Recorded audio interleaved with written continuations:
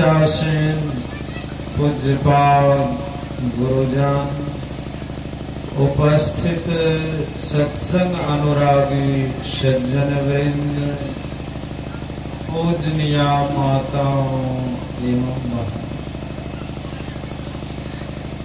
परमाराध्य सद्गुरु महाराज अपने प्रवचन में कहते हैं कि मनुष्य तब होता है जब वह ध्यान करता है। असली काम ध्यान करना ही है। ध्यानाभ्यास में जो अपने मन को बारंबार फेर करके लगाता, उसे ध्यान में अधिक से अधिक लगन लग जाता है और वह आत्मोन्नति के शिखर पर पहुंचता। सत्संग करने से ध्यान करने का प्रेरणा मिलता। स्वामी विवेकानंद जी महाराज कहते हैं कि ध्यान अत्यंत दुष्ट मनुष्य को देवता बना देता। परमाराध्य कहते हैं कि सत्संग से बढ़कर कुछ है कहा नहीं जा सकता। जो पहले से सत्संग करते आ रहे हैं, अभी सत्संग कर रहे हैं, आगे भी सत्संग करेंगे, वे सभी महासुख के भागी होंगे। सत्संग करने वाले का नाम बढ़ता है, घटता नहीं है। सत्संग करने वाले का यश बढ़ता है, घटता नहीं है।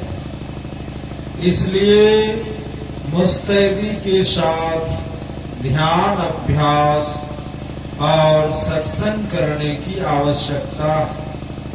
परमाराध्य अपने प्रवचन में कहते हैं कि पूरे पहुंचे हुए संत के सत्संग से जितना लाभ होता है, उतना लाभ साधारण जन के सत्संग से नहीं होता। पूरे पहुंचे हुए संत के सत्संग से जितना लाभ होता है, उतना लाभ साधारण जन के सत्संग से नहीं होता। सत्संग में यदि पूरे पहुंचे हुए संत नहीं हो, तो संतों की वाणी का पाठ करो। संतों की वाणी उनकी चिट्ठी है। चिट्ठी आधी मुलाकात होती है, आधी मुलाकात भी क्या कम है। लेकिन हम लोगों की ऐसी श्रद्धा है कि उनके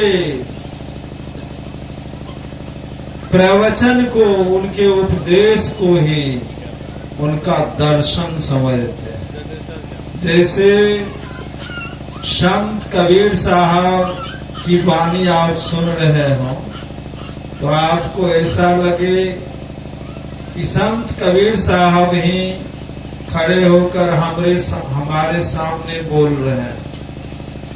संत तुलसी साहब की वाणी सुन रहे हो, तो आपको लगे कि संत तुलसी साहब ही हमारे सामने खड़े होकर बोल रहे हैं।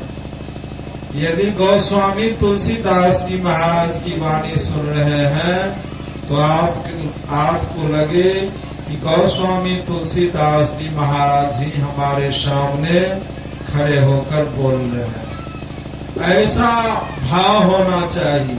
यदि परमाराध्य सद्गुरु महाराज की वाणी आप सुन रहे हो, तो आपको लगे कि हमारे सामने सद्गुरु महाराज ही बोल रहे हैं और हम उनके वाणी को, उनके उपदेश को सुन रहे हैं।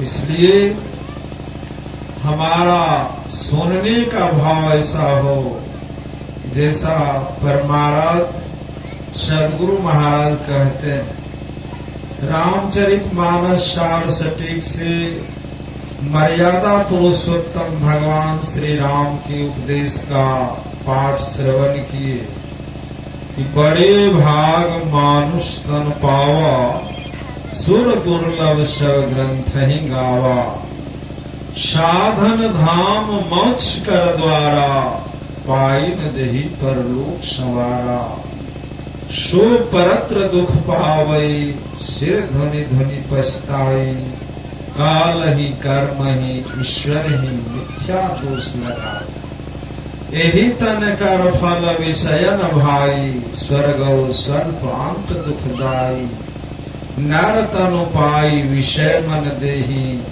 पलटि सुधाते सठ विष दे। भगवान श्री राम कहते हैं कि बड़े भाग्य से देव दुर्लभ मनुष्य शरीर मिला, और इस शरीर में जो है मोक्ष का दरवाजा लगा हुआ। इस शरीर को पा करके यदि हम परलोक का साधन नहीं करते हैं, मोक्ष प्राप्ति का साधन नहीं करते हैं, तो सिर धुन धुन करके पश्चाताप करना पड़ेगा। संत कबीर साहब कहते हैं कि हरि दर्जी का मरम न पाया, जिन यह चोला अजब बनाया।